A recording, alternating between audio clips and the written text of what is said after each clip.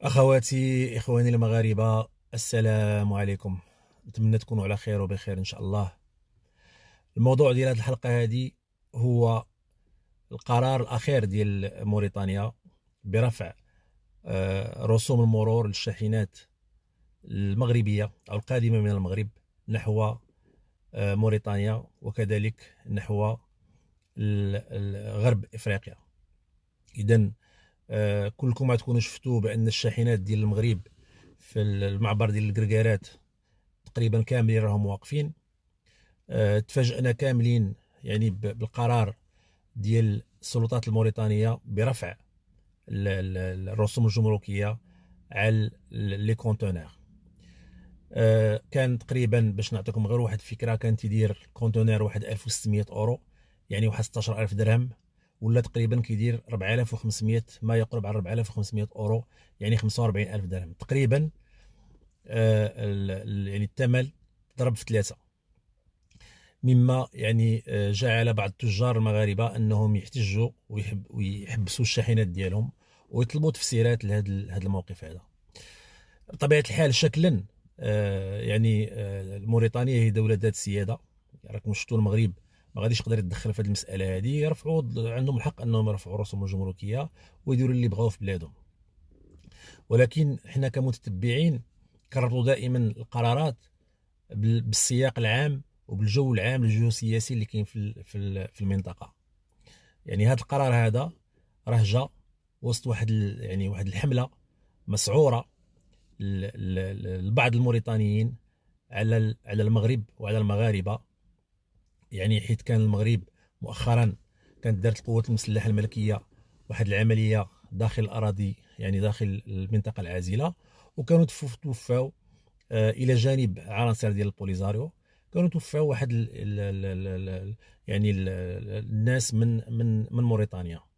حنا بطبيعه الحال السلطات الموريتانيه ديجا كانت هضرت مع الموريتانيين، قالت لهم ودي الناس اللي كينقبوا، خاصه الناس اللي كينقبوا على الذهب، هذيك المنطقه راها منطقه حرب وما خصكوش تدخلوا ليها، حيت يعني اي واحد كيقدر يريسكي بحياته ولا دخل ديك المنطقه. والمغرب بما انه مؤخرا يعني البوليزاريو كانت دارت هجمات على الساكنه سيرتو في اوسرد وفي السماره، يعني زحف المغرب يعني بالقواعد ديالو، ولا قريب لاي منطقه كتوغل منها العناصر ديال البوليزاريو، كيقدر يعني في لمحه بصر يقدر يتعامل معهم. يعني الان هذا السياق هذا اللي هو سياق مهم جدا، اللي كيجي ايضا بعد المبادره اللي دارها جلاله الملك محمد السادس، خاصه مع دول يعني دول الساحل، باش نعطيهم داك لاكسي المحيط الاطلسي، وباش نبنيو واحد الشراكات معهم، وباش يعني هذه المنطقه هذه اللي كاينه في الساحل تولي عندها واحد التنميه.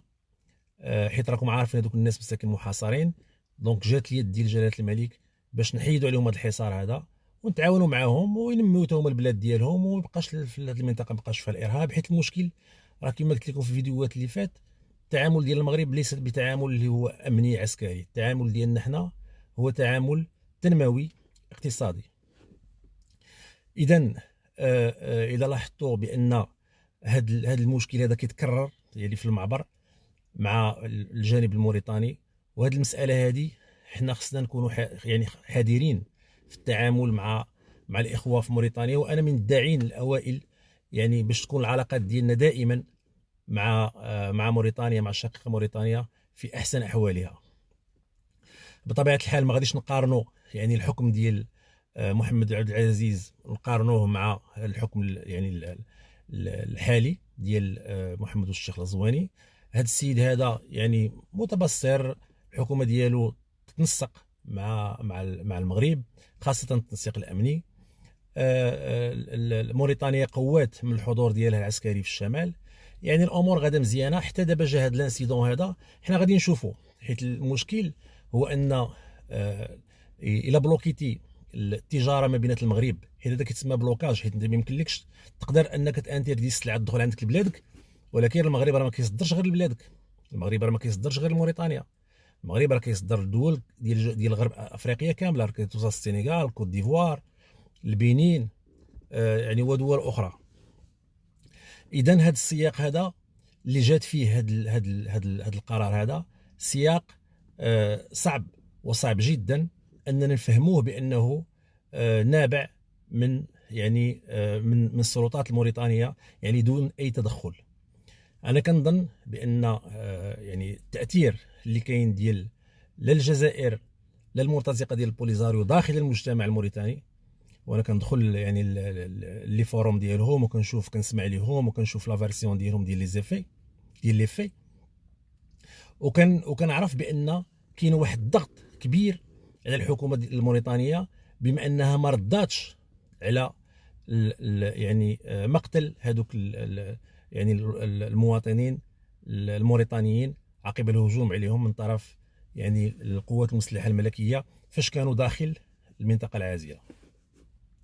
هاد التيار الجزائري اللي وسط موريتانيا دائما تيحاول يعكر، يعني كيحاول يعكر الاجواء بين المغرب وبين موريتانيا، والناس المجنسين سيرتو ديال البوليزاريو اللي مع كامل الاسف واصلين للمناصب اللي هي كبيره، يعني في الوزارات ديالهم، يعني في حتى في الجيش. يعني لا يخفى على احد بان واحد يعني معظم الناس اللي تجنسوا وسواء انهم تيكونوا مناوئين من الاول للوحده الترابيه للمملكه، سواء انهم تيكونوا عناصر مجنسه وكيدخلوا على انهم موريتانيين وكيوصلوا المناصب وكيبقاو يعني كيلازموا العداء للمغرب ولمصالح المغرب. اذا المغرب قدام هذه الحمله هذه اللي هي حمله مسعوره، خاص يحاول يترزن كيف ما العاده. هاد السلعه دابا اللي مبلوكيه راه لاحظتوا البارح والبارح السلعه في يعني بالنسبه للطماطم، بالنسبه للمواد الغذائيه اللي فروي لي ليغيوم راه طاحوا شي شويه. دونك هاد المساله هذه راها ايجابيه بالنسبه للمغرب. الا كانوا هما غادي نشوفوا، الا كانوا هما باغيين يبلوكيو هاد التجاره هذه، خصنا حنا نشوفوا قلبوا على البديل.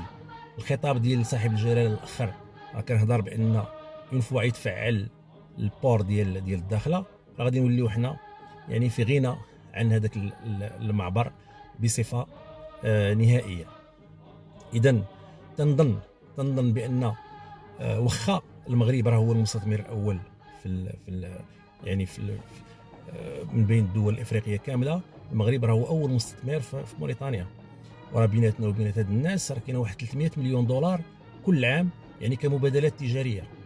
وكاين يعني دي فوروم ايكونوميك ديال مدينه نواكشوط ومدينه الرباط كيداروا في موريتانيا. يعني كاينه واحد الدوره تجاريه واقتصاديه، وكاين واحد التواصل تجاري واقتصادي اللي ما حابش ما بيناتنا وبين موريتانيا. لكن مع كامل الاسف تيجيو هاد القرارات هادو اللي غادي نفرينيو عاوتاني شويه الاحداث.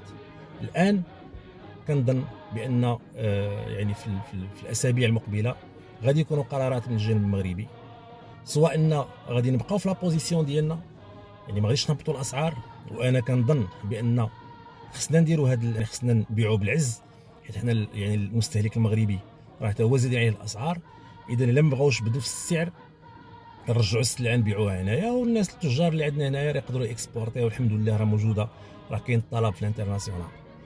اذا خصنا يعني حذاري ثم حذاري يعني من هذه العلاقات. الناس اللي باغيين يشوشوا على العلاقات المغربيه الموريتانيه اللي مخندقين داخل موريتانيا لا في الاعلام. داكشي علاش انا تنقول بان المغرب خصو يقوم الحضور ديالو في موريتانيا، خاصه الحضور الاعلامي. راه كندخلوا عند الناس ما كنلقاوهمش كاع عارفين لي في كيف ما هما، كنلقاهم تيكتبوا، كنلقاهم كيجيبوا دي فيرسيون ديال الجيري، كنلقاو يعني الموقف ورد الفعل المغربي والراي المغربي مغيب تماما. اذا خصنا تما يكون عندنا جرائد، خصنا يكون عندنا الا كانوا عطاونا ترخيص لدي راديو، خص يكون عندنا يعني منصات باش نتواصلوا حنا مع الشعب الموريتاني باش يعرفوا حقيقه الامور. هذا الشيء اللي كاين، وكنتمنى انه ملي يكون ان شاء الله شي جديد يعني في الايام المقبله راه غادي ندير ان شاء الله اون فيديو سبيسيال على هذا الشيء هذا. وشكرا بزاف.